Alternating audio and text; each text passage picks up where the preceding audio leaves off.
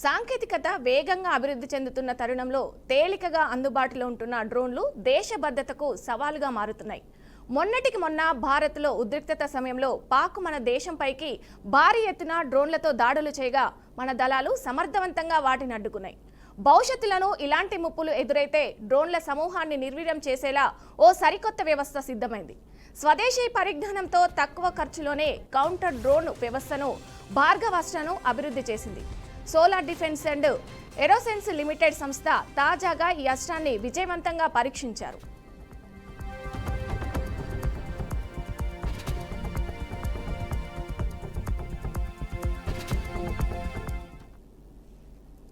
ఒడిశాలోని గోపాల్పూర్లో గల సీవాళ్లు ఫైరింగ్ రేంజ్లో భార్గవాస్ట్ర మైక్రో రాకెట్ వ్యవస్థను పరీక్షించగా అన్ని లక్ష్యాలను విజయవంతంగా ఛేదించినట్లు ఆర్మీ ఎయిర్ డిఫెన్స్ అధికారులు వెల్లడించారు.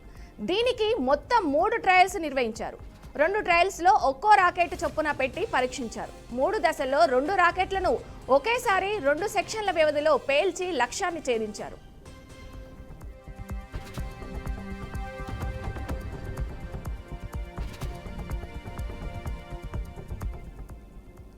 ఈ భార్గవాస్ట్రను పూర్తి స్వదేశీ సామర్థ్యంతో అభివృద్ధి చేశారు. 2.5 కిలోమీటర్ల దూరం నుంచి వస్తున్న శత్రు డ్రోన్లను గుర్తించి ఇది మైక్రో రాకెట్ల స్థాయంతో నిర్వీర్యం చేయగలదు. ఇందులోని రాడర్ వ్యవస్థ గగనతలంలో 6 నుంచి 10 కిలోమీటర్ల దూరంలో ఉన్న ముప్పులను కూడా పసికట్టగలదు. తొలి లేయర్లలో అన్గైడెడ్ మైక్రో రాకెట్లను పెట్టి 20 మీటర్ల పరిధిలో ఉన్న డ్రోన్ల దండును నాశనం చేసేలా దీన్ని రూపొందించారు. ఇక రెండో లేయర్లో గైడెడ్ మైక్రో మిసైల్స్ ను ఉంచుతారు. ఇవి లక్ష్యాలను అత్యంత ఖచ్చితంతో గుర్తించి నిర్వీర్యం చేస్తాయి. సముద్రానికి 5000 మీటర్ల ఎత్తులో ఉండే భూభాగాలలో కొండల ప్రాంతాల్లోనూ వీటిని సమర్థవంతంగా ఉపయోగించుకోవచ్చని కంపెనీ చెబుతుంది.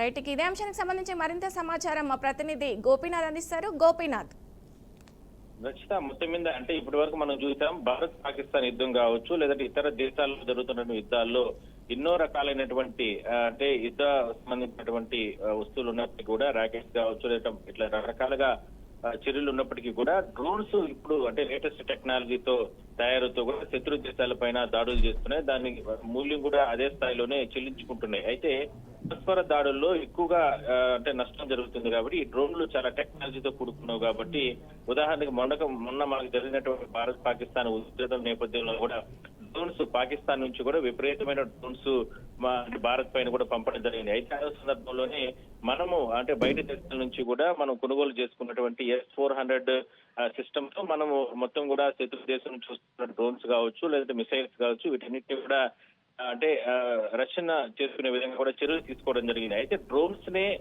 రాబోయే రోజుల్లో యుద్ధంలో చాలా కీలకంగా పరిణామాలు ఉన్న నేపథ్యంలో దాన్ని మనం యాంటీగా అంటే మనం ఏదైనా సరే ఇతర దేశ అంటే పాకిస్తాన్ కావచ్చు, చైనాతో మనకు ముప్పు ఉంది కాబట్టి వాళ్ళ నుంచి ఏదైనా సరే ఇలాంటి పునరుత్థానం అయితే భవిష్యత్తులో ఎప్పటికైనా సరే దాన్ని యాంటీ దానికి సంబంధించిన సిస్టమ్ రెడీ చేసే విధంగా కూడా కౌంటర్ డ్రోన్ సిస్టమ్ రెడీ చేసుకునే విధంగా కూడా భారత్ సిద్ధమవుతుంది. అందువల్లనే ఒడిశాలోని గోపాల్పూర్ లో సీవాల్ అంటే అక్కడ ఉన్నటువంటి సీవాల్ ఫైరింగ్ రేంజ్ లో పరీక్షలు నిర్వహించినట్టు తెలుస్తా ఉంది. ఇందులో డ్రోన్స్ సంబంధించి ఒకవేళ ఏదైనా భవిష్యత్తులో ఏది మనం చెప్పుకున్నట్టు స్వదేశీ పరిజ్ఞానంతో ఈ సిస్టమ్ సిద్ధమవుతోంది.